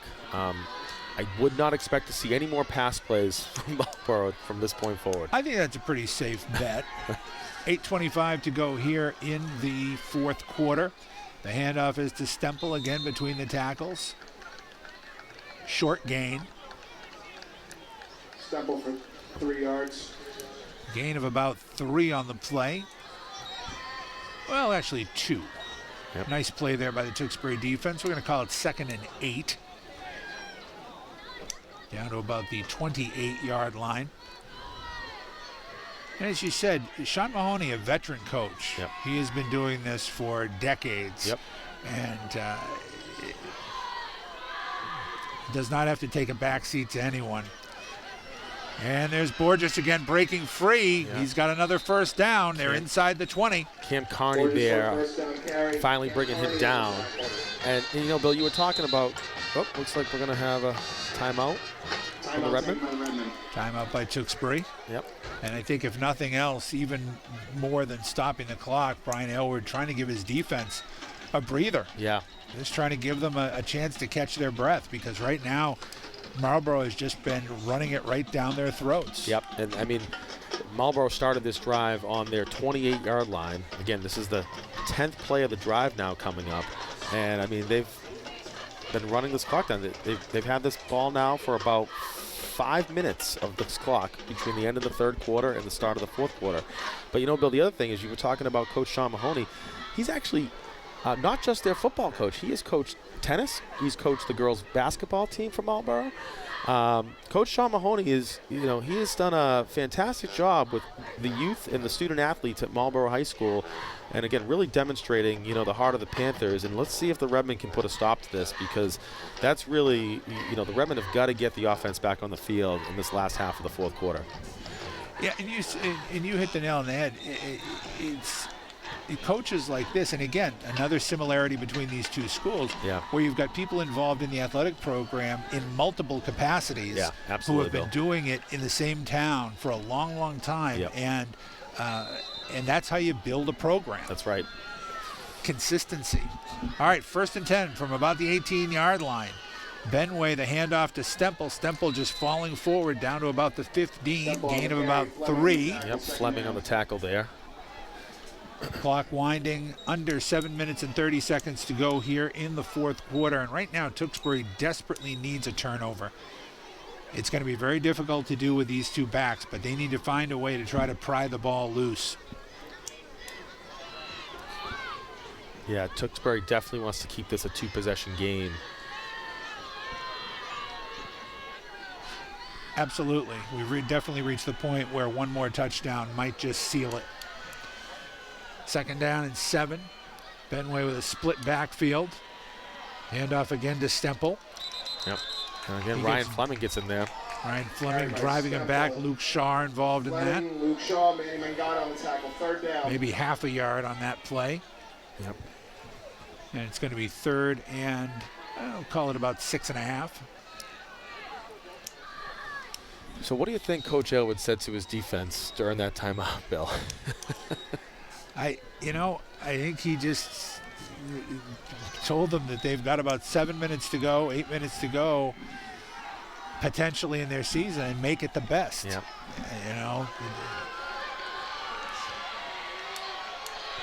3rd and 6. And Benway keeping it, was looking for Forges on the option, but he is swarmed under. For a loss there, Bill. That's a huge moment for the defense. It looks Nice like play by Braden Aylward. And it looks like the Redmen are going to use their 2nd timeout of the half.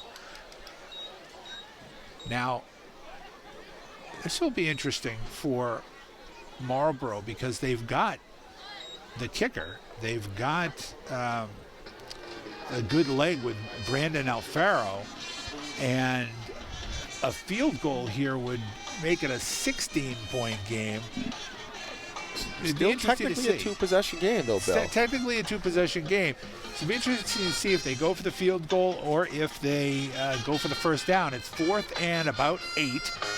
Ball marked at about the 17-yard line right now.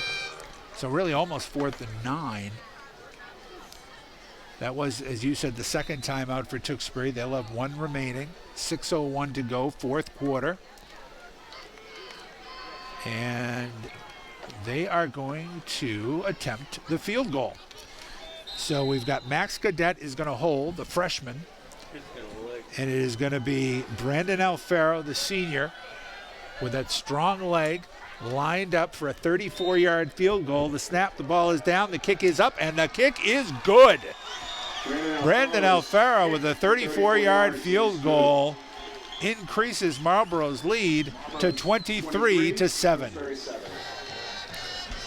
Well, we have talked about how much of a weapon a reliable kicker is, and Marlborough certainly has that. I know Tewksbury is hoping that that's what Jackson Puedo will grow into, and we've seen his development during the course of the year.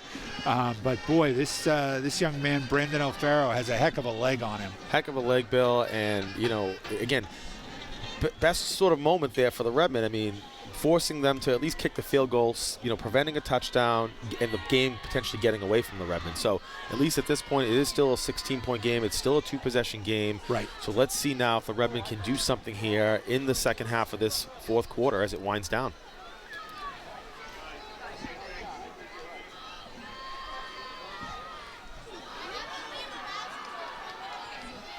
Just under 6 minutes to go.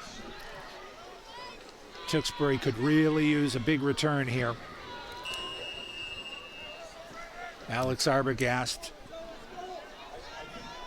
Sean Hurdle Yep. back deep to receive. Just about every time Alfano has kicked it right to the goal line. Right to the goal line. So this is going to be a line drive kick, and this is going to sail right through the end zone. So no return possibility here. Yep. Redmond will begin the drive at the 20-yard line.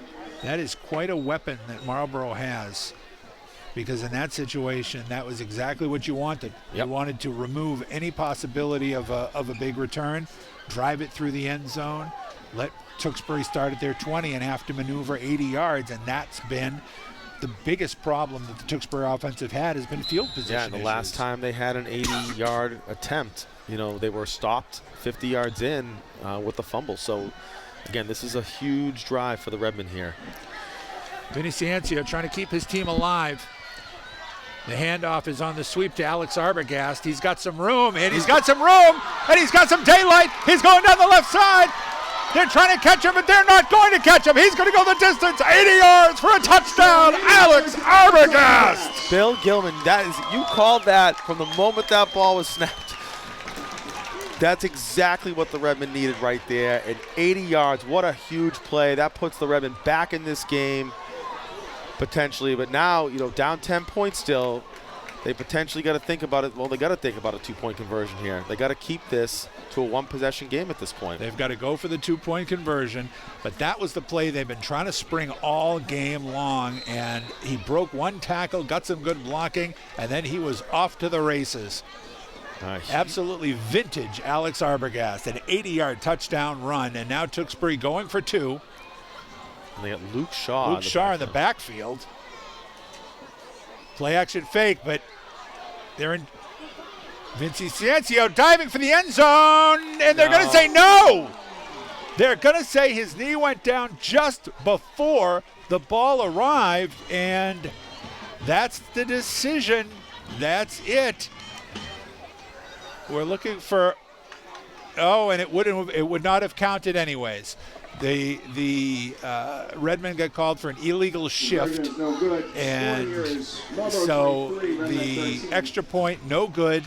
So now it is a 10-point game, 23-13, 5:43 to go. But if nothing else, Tewksbury stays alive here, and we may look, I would have to say, for the onside kick. Yeah, with a 10-point game, still a 2-possession game. The Panthers, are going to eat away at the clock. The defense has got to force a 3-and-out for the Panthers.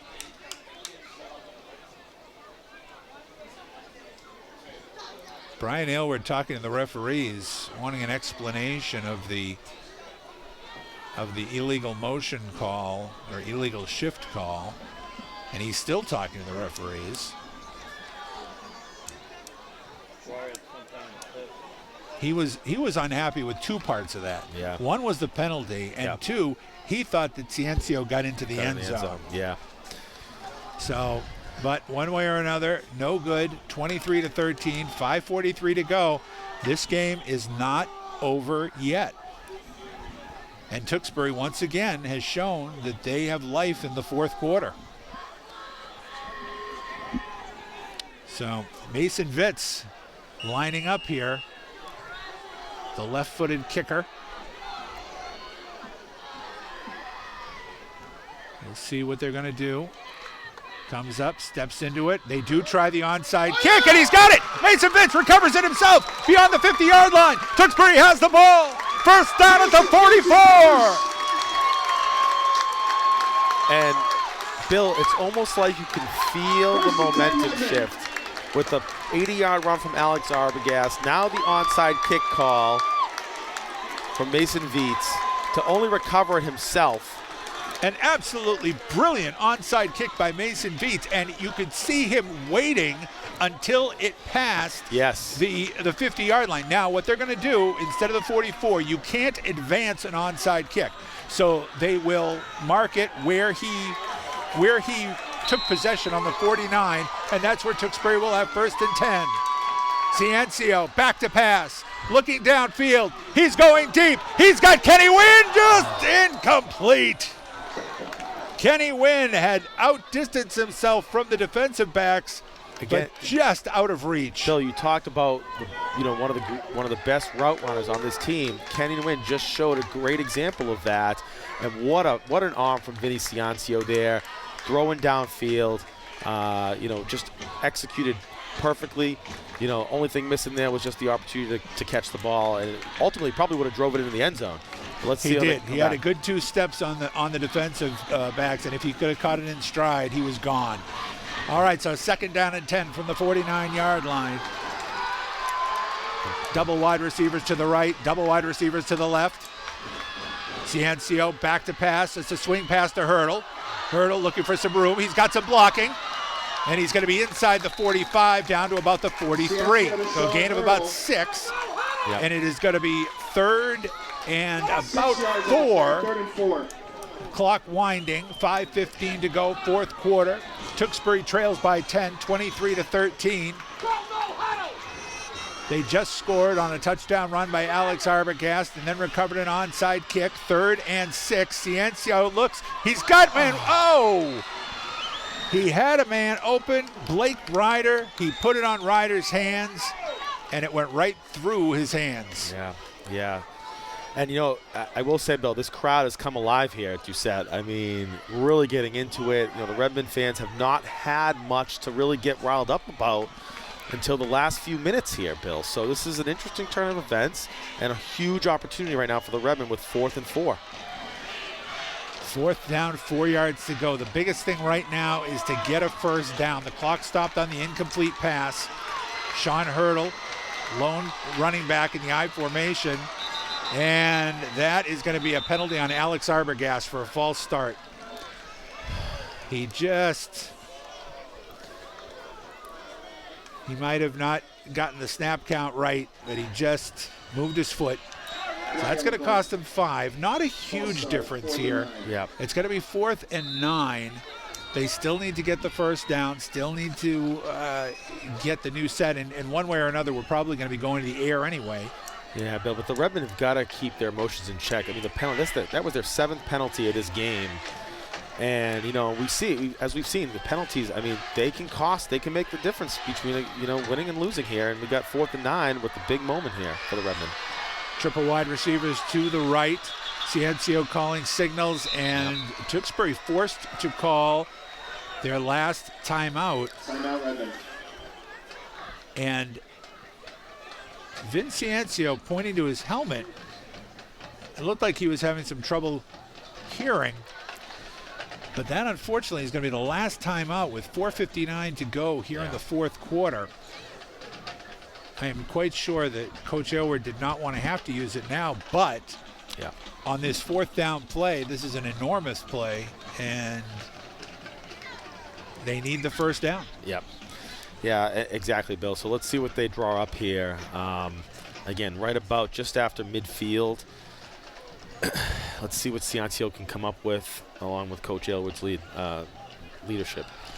One of the things that they definitely need to do is the receivers who go out in their patterns need to make sure that they get beyond the sticks. Yep. They need to run deep enough. Yep. Unless we're talking about a screen pass or something like that, which we could. Yep. But if you're going to run out there on a route, make sure you're beyond the first down markers. All right. Single back. Hurdle. Ciancio back to pass. He's looking downfield. He's got a man. It's Wynn, and he's got the first down. Yeah. Looking for more, and that might not be the wisest thing for him to do. Yeah. But he holds on to the ball. Yeah, and that'll move the chains, Bill. And it's enough for a first down to the 38-yard line, and Tewksbury still has life. Ciancio brings them out quickly. Wynn is wide left. Sullivan is wide right. Hurdle, the single back. He stays back to block. Ball thrown downfield, incomplete and almost intercepted. Pressure was coming. And Ciancio kind of had to throw off his back foot. Did not get a chance to really step into that the way he might have wanted to. He was looking for Hunter Johnson deep. So 2nd down and 10. Clock stops, 4:29 to go. Marlborough holding a 23-13 lead. Tewksbury 2 possessions, 2 scores down. They'll need to put some points on the board here and again look for another onside kick. But first things first. Yeah. 2nd and 10 from the 38. Points first, Bill. Let's go. Arbogast and Wynn to the left. He's looking left. He's looking for Wynn, and they may be a flag there. There is a flag. Yeah, they had a hold of Kenny Wynn. Yep. They grabbed hold of his jersey. We'll see if that's going to be 15 for pass interference or 5 for the hold. They're going to call the hold. Yeah. So it's going to be a 5-yard penalty. There's holding on the defense. On the hold, but it's going to be an automatic first down. Yeah. And Bill, that, with the double coverage there on Kenny Wynn, I think there was a little bit of confusion with the defenders, and so I don't. At the end of the day, I mean, obviously the penalty was made, but, that really was a big break for the Redmen right there. It really was. And actually, that's going to be a 10-yard penalty down to the 28-yard line, 1st and 10. And you're right. That was a break, and I'm not sure they needed to hold Kenny Wynn. You're right. Yeah. There was double coverage. The coverage was good. All right, Ciencio in the pistol. Sean Hurdle next to him. And we have... And the chains are not in the right spot, a whistle. They are not in the right spot. And I think that's why the referees have... You are absolutely correct, because on a holding, it should be a first down, and that is what this referee is signaling. Should be a first down, and they're not calling it a first down, but if there's a... that is very strange, and... incomplete pass. It's going to be 3rd and short, but if it was, brings up 3rd and 1. It would be good to try to get an explanation on that, because on a holding call like that from the previous spot, it was 2nd and 10, and it was a 10-yard penalty. Yeah, so that's a very strange mark. 3rd and inches here. All right, Bill. so we may be looking for a quarterback sneak here to get the first down. No, they're going to go with a handoff. That's Hunter Johnson. Johnson's got the first down. He's got more. He's inside the 25-yard line down to about the 22. Yeah. So it's going to be a first down. They'll stop the clock briefly to move the chains. Tackles made by Owen Hathaway. Number 79, the tackle was made by Owen Hathaway, the senior. And that's going to keep the clock going here, Bill. The clock now winding again. They set the chains, I formation, Hurdle, and it's going to be a timeout for Marlborough. Yep. And this time it's Sean Mahoney who's maybe going to give his defense a bit of a breather, because they've been on the field for quite a bit of time now.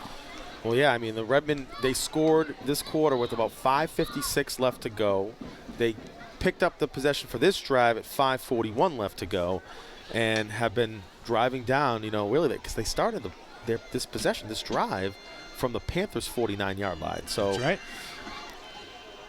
And this is where we talked about the fourth quarter conditioning. Yep. They have been a fourth quarter team, and that's not an accident. Coach Aylward has got so many talented players, so much depth offensively. He brings people in and out all game long. So you've got fresh legs here in the fourth quarter. And Marlborough, which does not have a huge roster to begin with, maybe just trying to hold on here, maybe kind of breathing deep, trying to take in some oxygen. All right, so we've got a 1st and 10 from the 22-yard line. Tewksbury trying to stay alive in this game. It's a reverse. Yeah. It's Alex Arbogast. He's got some space. He's looking for the sideline. He is not able to get out of bounds. The clock will keep running. Yep. He's going to have a gain of about 6, it looks like, down to the 15-yard line, the 7. So it's going to be 2nd and 3 from the 15. Clock continuing to run, 3:44, 3:43 to go.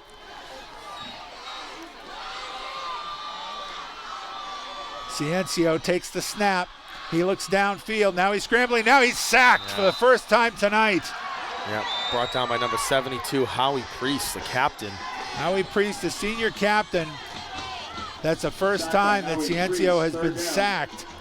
So now it's going to be 3rd and about 5. Clock still winding. Yep. Yeah, and of course the Redmen have no timeouts left, so they really got to get this ball in the end zone quick as possible. Ciencio takes the snap. He's looking downfield. He's looking for Sullivan, and it is incomplete. No flags. He had Sullivan in the corner of the end zone. Good coverage. That was Borges on the coverage in the corner on Sullivan. So now a 4th and 5. So now again, you're looking for. You'd love to get the touchdown, but you need to get a first down to stop the clock, move the chains, and keep this drive alive. Ball marked at about the 18-yard line. They've got to get it down to about the 12. So it's going to be about 4th and 6. Hurdle in an I formation behind Ciencio. Ciencio looking downfield. He's got a man, and it is incomplete. Yeah. Just a bit high for Kenny Wynn. Wynn went up. It went through his hands, and that may be it. 2:51 to go. Marlborough's going to take over on downs at their own 18-yard line. He had his receiver. Wynn was open inside the 5, and the throw just a bit high. Yep. And Bill, here it is now. Marlborough, even if they go 3 and out here, puts about just under a minute in this game. And again, still 2 possessions. The Redmond defense here has got to look for some type of turnover here. They'll be definitely grabbing at arms, trying to strip the ball. There's the handoff, and that is Stemple, and a short gain. Yep. Gain of about 3. Looks like brought down by Royce Bakay. 2nd and 7 at the 21-yard line. Clock winding. Tewksbury cannot stop the clock. And as you said earlier, very doubtful. That's probably the best bet going, is that we will not see Marlborough throw the ball. Yep. They're content just to run it out here, try to run it out. They can't take a knee at this point, but 1 first down would end it. They are, however, going to drain the play clock as far as possible before Benway takes a snap. There's the handoff to Borges, and he's going to have the first down. Yeah. He's going to try to stay in bounds. He cannot. Yeah. But with 1:59 to go, he's got the first down up at about the 38-yard line. Yep. Eventually pushed out of bounds by Michael Sullivan there. Well, Tewksbury absolutely has left it all on the field today, Rich. They sure have, Bill. They fell behind early, have been trying to play catch-up the whole way. They're not essentially built as a come-from-behind team. They don't have a really dangerous passing game. But the mistakes, turnovers, key penalties have been brutal. And now Marlborough is going to go to a victory formation. Yeah. And they should be able to run out the remainder of the clock with a 40-second play clock. Yep. And Bill, we're seeing a bit of deja vu. I mean, it was 1 year ago, tonight, really, first Friday of November, where, the Redmond lost in the first round to Bedford, 28-21. And we're seeing here tonight, they're about to, go down in defeat to the Marlborough Panthers, 23-13. And it looks like Marlborough will end up going to face Grafton in Grafton next week now. Marlborough and Grafton, 2 Central Mass powers. They have played each other this year. And Grafton, the number 2 seed in Division 4, undefeated, hammered Falmouth tonight, the number 15 seed. And when these 2 teams met earlier this year, Grafton was able to pull out a 6-point win. 13-7, I believe, Bill. I believe it was. Yep. And so that should be a very good game for the next round. But a disappointing end of the season, a tough season, a bit of a tough season for Tewksbury. They had some great wins early on, had a kind of a tough end to the season. Yeah. They will wind up losing 4 of their last 5. Yeah. But the clock will now wind down. Marlborough celebrating. They don't have to take another snap. Referee's going to signal that's the ball game. And the final score is going to be number 10 seeded Marlborough 23, number 7 Tewksbury 13. The season comes to an at this point, the tournament comes to an end. We shouldn't say the season. The tournament comes to an end for Tewksbury. They will now move into the consolation game, so we'll find out after this who they will be playing. We'll find out during the week who they will be playing when it gets all sorted through. And of course, Thanksgiving against Wilmington. And they'll be home Thanksgiving this year. So there's still a lot of football to be played this season, and I'm sure that is how Coach Elward will talk to his team, that there is still things that this team can accomplish this year despite the quick exit from the state tournament. So I think so much heart, Bill, especially, I mean, you look at some of these underclassmen here, who know that for these seniors on this team, captains, Michael Sullivan, Blake Ryder, Sean Hurdle, you have other seniors, Nick DeGloria out there, this is the last for them, and from a state tournament perspective and a playoff perspective. So, to see the underclassmen, lifting those kids up, really trying to support them, as I'm sure it's an emotional moment. It's just good leadership, trickled all the way down through this whole Redmond team. One of the good things early on in this season, we saw, to be honest, some immaturity from the Tewksbury team late in some games where they lost their composure, had some very un-Tewksbury-like penalties and whatnot. And I'm just watching the end of this game, and certainly a disappointed team. But I'm seeing a lot of class. I'm seeing a lot of dignity on this team. And I think they have matured a great deal during the course of the season. And that's good to see. Absolutely. And as you said, there's a solid core of seniors, but there's some talented underclassmen on this team. Absolutely. Ciencio continues to develop as a quarterback, only a sophomore. Kenny Wynn is just a junior. Magada on the defensive line is just a sophomore. Hunter Johnson. So, they've got some really good underclassmen, and so these guys will be back again in the tournament next year for sure.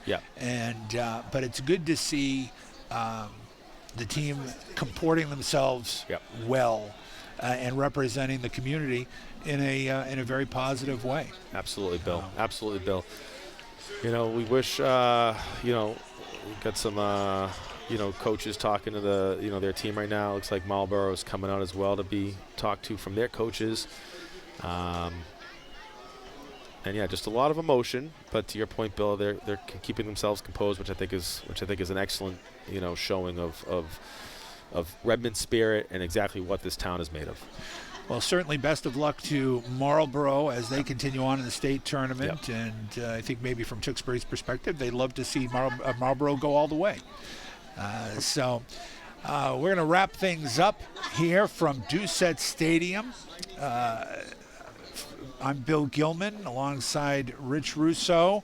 Once again, our final score in this Division IV state tournament game, Marlborough 23, Tewksbury 13. Have a good evening, folks.